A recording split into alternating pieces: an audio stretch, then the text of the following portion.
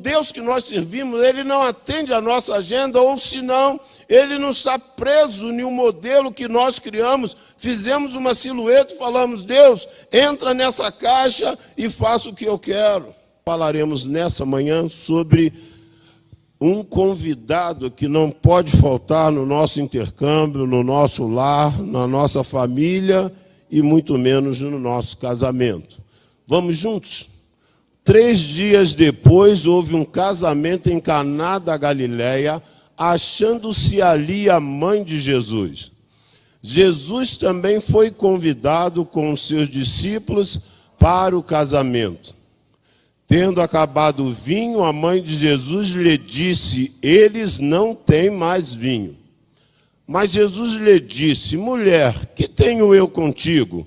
Ainda não é chegada a minha hora. Então ela falou aos serventes, fazei tudo o que ele vos disser. Estavam as 6 talhas de pedra que os judeus usavam para as purificações, e cada uma levava 2 ou 3 metretas. Jesus lhes disse, enchei de água as talhas, e eles as encheram totalmente. Então lhes determinou, tirai agora e levai-o ao mestre-sala. Eles o fizeram. Tendo o mestre-sala provado a água transformada em vinho, não sabendo de onde viera, se bem que o sabiam os serventes que haviam tirado a água, chamou o noivo. E lhe disse, todos costumam pôr primeiro bom vinho e, quando já beberam fartamente, servem o inferior. Tu, porém, guardaste o bom vinho até agora. Com estes, Deus deu Jesus princípio aos seus sinais em Caná da Galileia. Manifestou a sua glória e os seus discípulos creram nele. Soberano Deus e eterno Pai, fala conosco pela pregação da tua palavra, usando-me como mero instrumento em tuas mãos. É o que eu te peço e te agradeço em nome de Jesus. Amém. Podeis assentar, irmãos. Gary Chapman, no seu livro Casamentos que você sempre quis, ele diz o seguinte, o amor é uma palavra com 4 letras, 2 consoantes, 2 vogais e 2 loucos. Eu e você. No caso, você e a sua esposa. Quando ele define assim, irmãos, não é que o casamento é fruto de um ato insano. Pelo contrário, o casamento é uma instituição divina. E o que o mais importante para nós é termos Jesus como convidado especial desde a sua formatação, desde o momento que nós estamos orando, Senhor, envia para mim uma varoa, alguém que possa unir-se comigo, tornando-se uma só carne, para que esse relacionamento possa se perpetuar, ou seja, ou melhor, que possa ser um relacionamento indissolúvel, que somente a morte separa.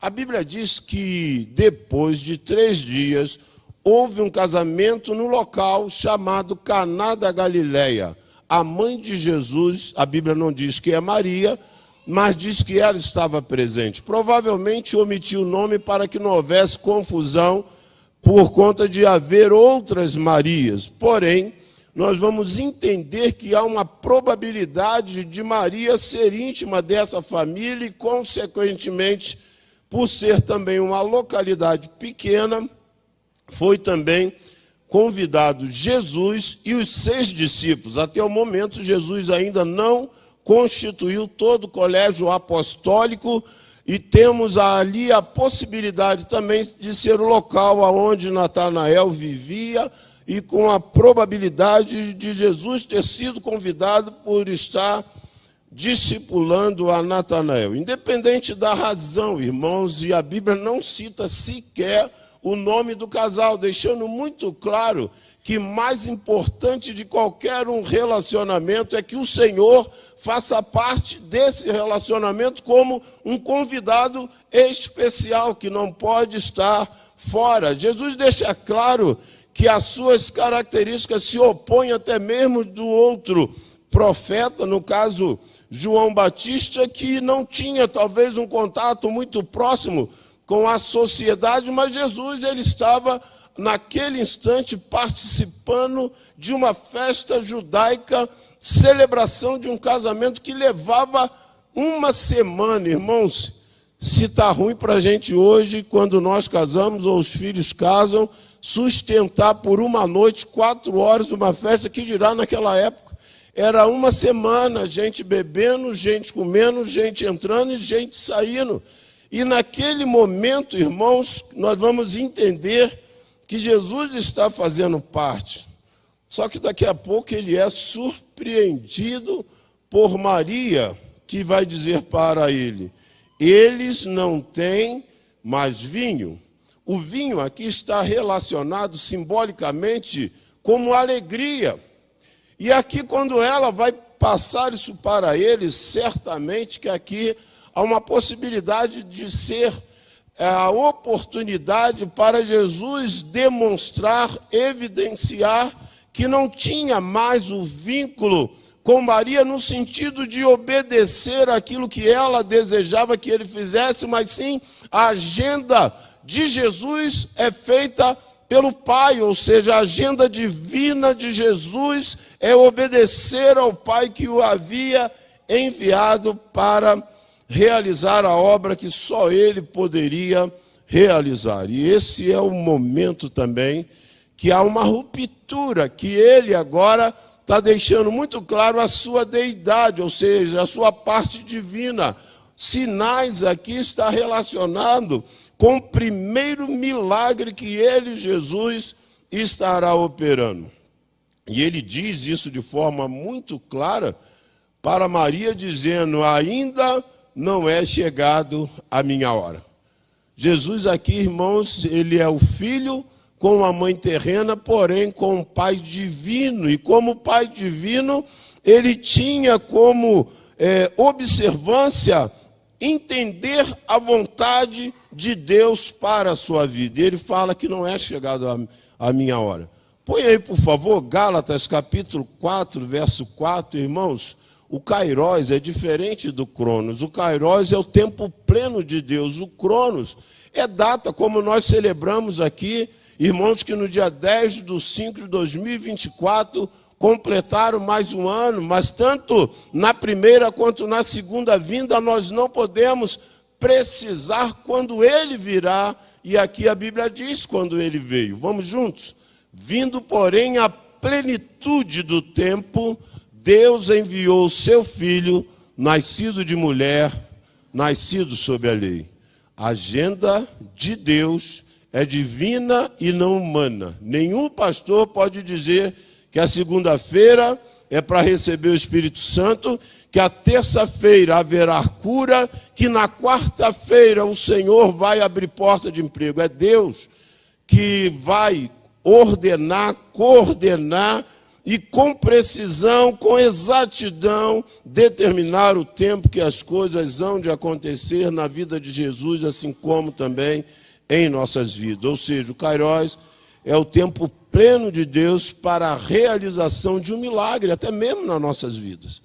Já passou por um momento como esse, que você está numa aflição enorme, orando, pedindo: Deus, faça alguma coisa, parece que Deus não nos ouve, parece que o teto é de bronze, nós estamos orando, não tem resposta. É porque não chegou o tempo de Deus. A agenda dele não é feita por aqueles que dizem: eu sou teu servo, estou enfermo, o Senhor tem que me curar, estou desempregado, vai abrir porta de emprego, eu sou fiel e o Senhor tem que me honrar.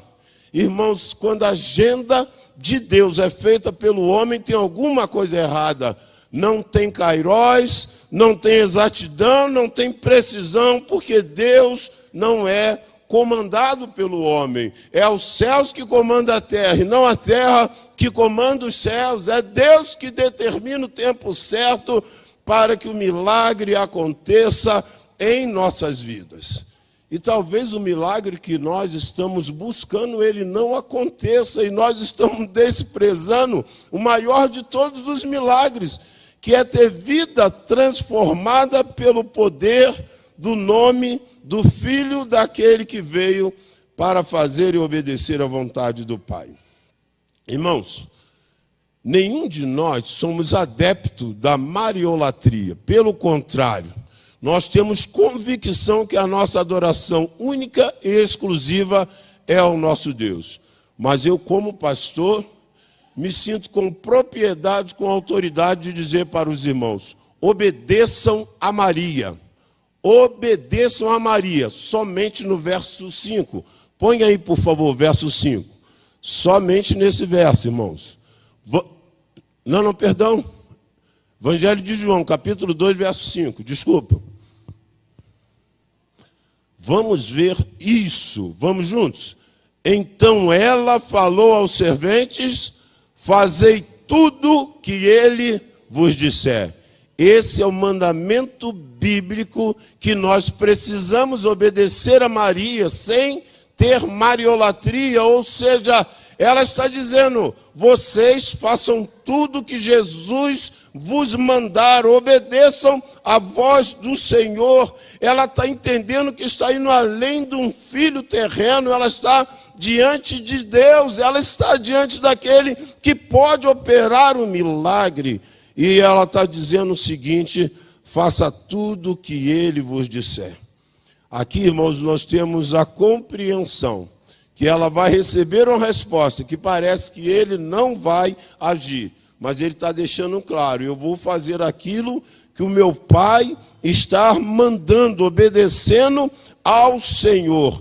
E quando ele vai agir, irmãos, nós vamos ter a compreensão de que a obediência redunda em bênçãos celestiais quando nós estivermos obedecendo não a Maria, mas sim a Jesus Cristo, como ela diz: fazei tudo o que ele vos mandar.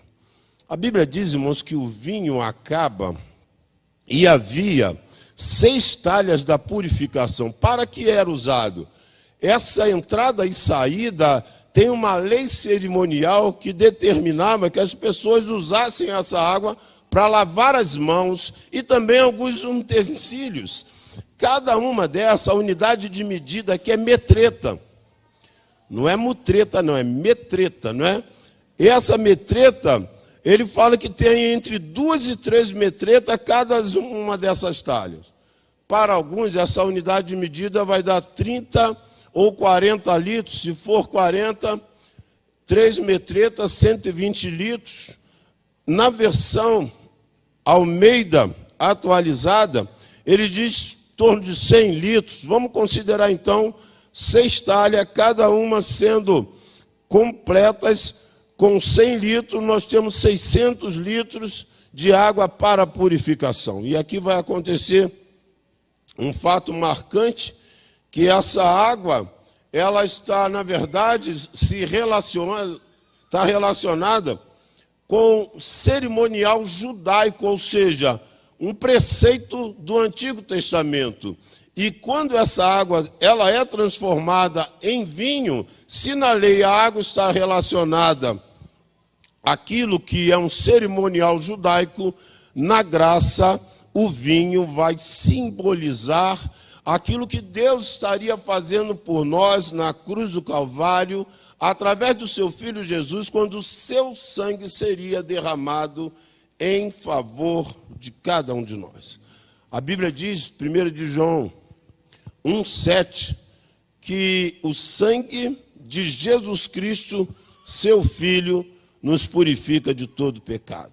Aqui um momento de confronto, de transição da lei e da graça, primeiro milagre, Senhor deixando claro que as leis cerimoniais não serão acompanhadas pela igreja de Cristo, que está sendo agora instaurada a graça, aonde o vinho novo, além de trazer alegria, vai também purificar todos os nossos pecados. Esses homens, seguindo a orientação de Maria, obedeceram a Jesus e vão encher de água a cada um desses potes. E quando está cheio, ele determina, tire um pouco de água do pote e leve ao responsável pela festa. O responsável era o mestre-sala. Hoje seria um cerimonialista, não é aquele que é responsável em ter o controle do que come, do que bebe, daquilo que está sendo consumido. Ele precisava agir para que não gerasse constrangimento ou, se não, manchasse a reputação dessa família, que provavelmente era uma família de poucos recursos. Mas aí a Bíblia fala, quando eles vão retirar essa água, ela não é mais água, ela agora é vinho, porque houve um milagre da transformação. Irmãos, se hoje nós temos a certeza que esse vinho simboliza aquele que vai ser derramado por nós, através do sangue de Cristo, no Calvário, para a purificação dos pecados, essa transformação também vai ocorrer em nossas vidas quando nós obedecermos a voz de Deus, quando estivermos assim, entendendo que a participação nesse cerimonial, não com água das talhas da purificação, mas sim com vinho que simboliza o sangue de Cristo, nós também seremos transformados. 2 Coríntios 5,17 diz, se alguém está em Cristo, nova criatura é, as coisas velhas já passaram e eis que tudo se fez novo. Aqui houve transformação. A água da purificação torna-se num vinho a ser experimentado por todos aqueles que haviam sido convidados para participarem da festa. Romanos 6, no verso 4, diz que depois desse momento, nós passamos a viver em novidade de vida. Romanos 10, 4 diz, porque o fim da lei é Cristo para a justiça de todo aquele que crê. O cerimonial está sendo posto para trás, agora sendo inserido o vinho novo que simboliza o sangue de Cristo, que nos dá a certeza dessa transição do velho para o novo, da lei para a graça, da água para o vinho, do pecado para o perdão de Deus. O responsável, irmãos, provou o vinho e não sabia de onde viera, chamou o noivo. Foi tão impactante que ele falou para o rapaz, vem cá, o que aconteceu? Eu sou o mestre-sala, eu sou o cerimonialista, houve uma mudança e eu não tomei conhecimento, houve uma troca. Esse homem foi completamente impactado. Esse homem, além de ser o responsável, ele começa a observar que houve algo que quebrou a regra. Jesus, quando vemos, ele quebra uma série de paradigmas. Por exemplo, como rabino, ele se aproxima de uma mulher essa que era rejeitada como samaritano. Era comum primeiro servir o melhor vinho. Depois que já estava todo mundo manguaçado, todo mundo já tinha feito tudo o que podia ser feito, aí ele mandava servir o de baixa qualidade. Ninguém ia mais, irmãos, perceber, mas no primeiro parece que todo mundo é sommelier de vinho, né? Põe na boca, vai degustando, vai... Ou seja, nessa hora ele é impactado, não é possível. Você guardou o melhor vinho até agora. Irmãos, a coisa que Deus vai fazer e não precisa explicar a nenhum de nós, como ele mesmo disse para Pedro, olha, o que eu faço agora você não sabe, mas depois você entenderá. Irmãos, essa semana, alguém compartilhando comigo, falou, pastor, estou com uma bronquite forte. Eu falei, olha, quando me dava a crise, eu subi o morro onde que morava, lá no K11, Nova Iguaçu, em 4 etapas, devia ser mais ou menos aí 1 km, 250 metros parava, aí puxava todo o ar que eu podia. Cara, um negócio horrível, chegava a pensar, vou desembarcar, vou morrer daqui a pouco, não aguento mais subir isso aí. Aí, quando cheguei em uma viagem que eu fui, temperatura abaixo de 0 o tempo todo, e eu ia trabalhar na área externa, e não queria ser pesado para o amigo de trabalho. Falei, Senhor, se o Senhor está abrindo a porta e eu vou, tenha misericórdia de mim, cura-me dessa bronquite. Irmãos, foi algo tremendo. E eu tenho compartilhado com os irmãos que o valor da bênção só sabe aquele que recebeu. Às vezes o que nós estamos passando é pequeno para o outro, mas para nós é algo insuportável. É algo que te deixa numa inquietação muito grande. E eu compartilhando com ela essa semana, com a pessoa, ela falou, e aí, o que aconteceu? Eu falei, Deus me curou. Que coisa tremenda você poder testemunhar daquilo que Deus fez na sua vida, quer seja grande ou pequeno, porque a bênção sabe aquele que recebeu o momento que ele estava lidando com aquela situação. E eu entendi, irmãos, que era para esperar em Deus.